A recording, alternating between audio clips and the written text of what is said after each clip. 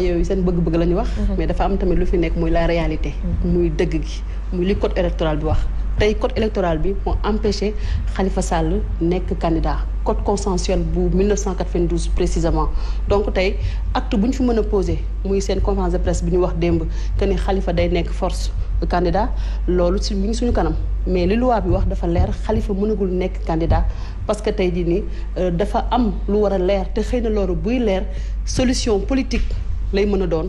te boo seetloo président Macky Sall def na fi plusieurs sorties à l'étranger wax ni kaaw Khalifa Sall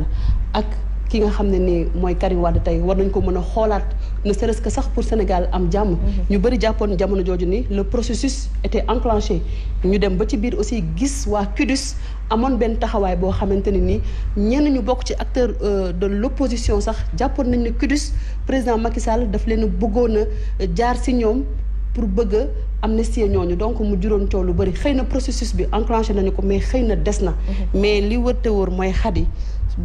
kaaw Karim ak Khalifa Sall solution politique lay mën a doon muy amnistie bi nga xamante ne nii ñëpp ñu ngi koy njort maintenant nag xëy na président Macky Sall moo am agenda am. xëy na moom moo nekk ci ay calcul yoo xamante ne nii pareegul mais tey li leer ba leer mooy ci du côté de Yewwi Askan Wi Khady 3. présidentiable ñu ngi fa muy Ousmane Sonko muy Khalifa Sall muy Barthélémy Diaz ñoom ñett ñooñu nga xam ne kenn ku ci nekk da nga yàgg affiché say ambition que ni da nga bëgg a nekk président de la République. donc encore une fois tey ñoom bu ñu taxawee ni dañu bëgg ñu wax ci kaawu Khalifa Sall dafay nekk par la force candidat loolu donc tey dafa mel ni rek dañu bëgg a yëkkatiwaat débat bi. def seen communication politique pour peut-être mettre la pression sur le président Macky Sall ne ko mbiri fan la toll.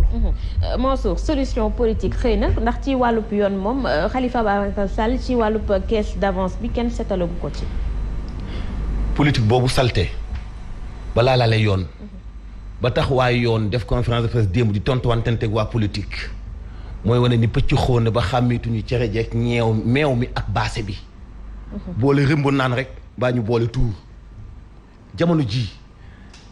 raison yi mën a tax ñu ni Khalifa Sall mënut a nekk candidat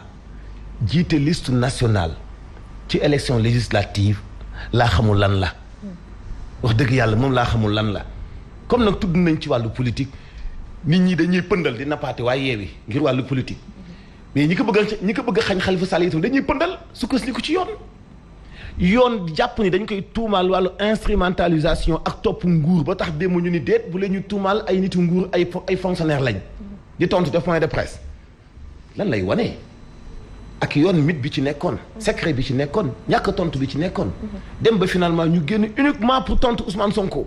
et pourtant avant Ousmane Sonko am na keneen ku wax dafay wane ni lii pesum kanamum politique la ku ñu mbéj nag diggu bëccëg ci lexu ndeyjoor nga joxe lexu càmmañ ça n'engage que toi Khalifa Sall nañ fexee lu ñu ko mën a jooni li jëndi ko pour mu nekk candidat sénégalais bi lambda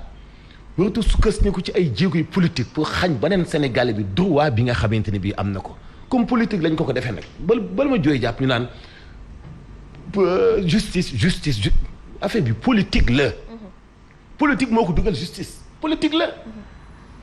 xeex politique moo koy lijjanti. est-ce que force lay doon est-ce que ba mu xante stratégie nas palang ñoom ñëpp ñu gasal Khalifa Sall kàmb bi Khalifa Sall di politique ñuy jàng. moo tax ma ne du sedd. Mansour ñu waxaat